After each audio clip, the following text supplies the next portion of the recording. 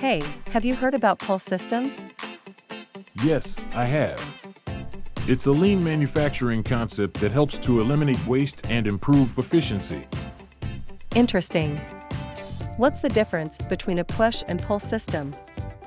In a push system, each process produces information or material and pushes it to the next downstream customer, whether or not they are ready. In contrast, a pull system sets up a defined agreement or relationship between each process and its customer, limiting the amount of inventory between processes. What are the two types of pull systems?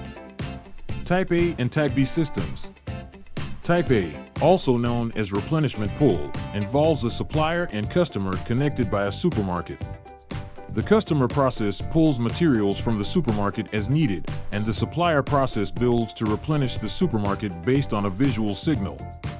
Type B, also known as sequenced pull, involves two processes connected by a visually apparent area containing a defined limited quantity of parts, jobs, or units of work in sequence.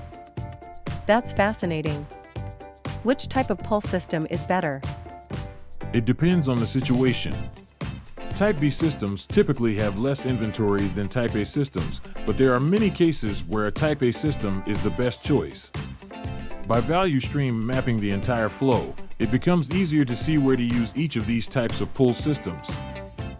Thanks for explaining that. I'll definitely look into pull systems more. You're welcome.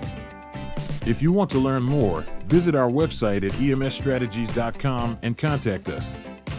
We would be happy to help.